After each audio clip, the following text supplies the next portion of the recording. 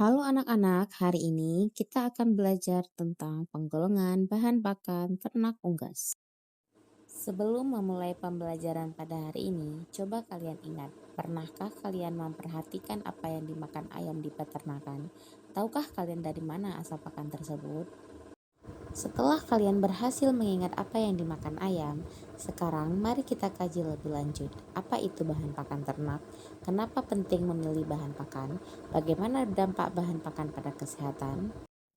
Pertanyaan tersebut akan kita diskusikan di pertemuan hari ini dengan tujuan pembelajaran. Melalui kegiatan pembelajaran, murid mampu mengelompokkan bahan pakan berdasarkan asal, bentuk fisik, dan kandungan gizi dengan tepat.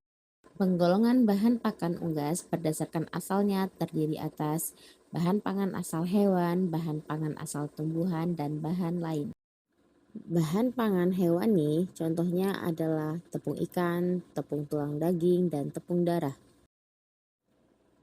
Sementara untuk bahan pakan nabati, contohnya adalah bungkil kulit kedelai, ampas tahu, jagung pipil, tepung daun kelor, kopra atau bungkil kelapa, jagung giling, tepung jagung, tepung daun lamtoro, sorghum putih, bekatul, onggo, menir, serta sorghum merah.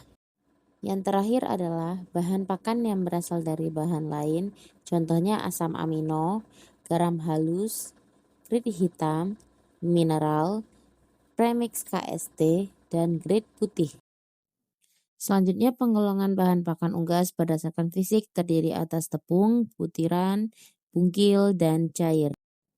Bahan pakan bentuk tepung adalah bahan pakan yang partikel penyusunnya berukuran sangat kecil.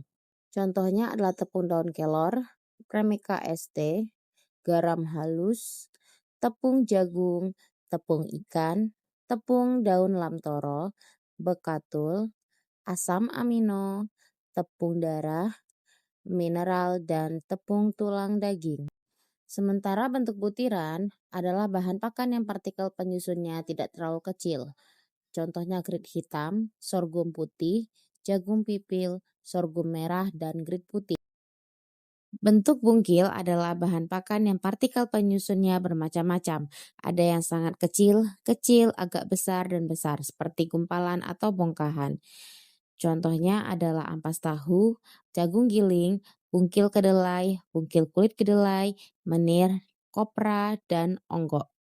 Yang terakhir adalah bentuk cair, yaitu bahan pakan yang partikel penyusunnya sebagian besar berupa air.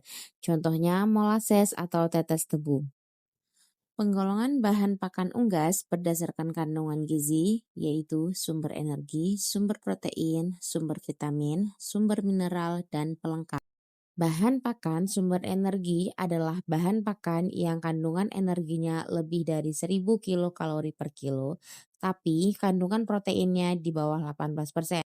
Contohnya adalah jagung giling, onggo, jagung pipil, tepung jagung, sorghum merah, bekatul, menir, dan sorghum putih.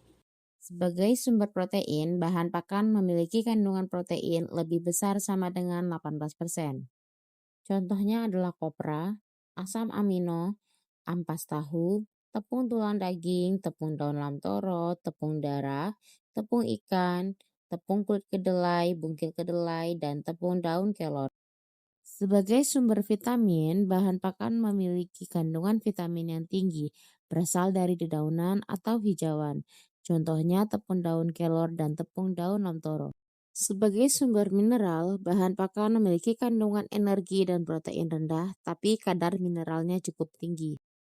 Sebagai contoh adalah grit putih, mineral, garam halus, dan grit hitam. Yang terakhir adalah bahan pakan pelengkap, yaitu bahan pakan yang fungsinya melengkapi unsur tertentu dalam ransum dengan tujuan meningkatkan produktivitas ternak. Contohnya adalah Premi KST. Kesimpulan dari materi hari ini adalah penggolongan bahan pakan terbagi tiga, yaitu berdasar asalnya terdiri atas asal hewan, asal tumbuhan, dan bahan lain. Sementara berdasar bentuknya terbagi atas 4, yaitu bentuk tepung, bentuk butiran, bentuk bungkil, dan bentuk cair. Berdasar kandungan gizi terbagi 5, yaitu sumber energi, sumber protein, sumber vitamin, sumber mineral, dan bahan pakan pelengkap. Setelah mempelajari penggolongan bahan pakan ternak unggas, mari kita renungkan, mengapa penting mengetahui asal bahan pakan, bagaimana bentuk fisik pakan mempengaruhi konsumsi unggas, dan apa yang terjadi jika kandungan gizi pakan tidak seimbang. Cukup sekian materi pada hari ini. Terima kasih atas perhatiannya.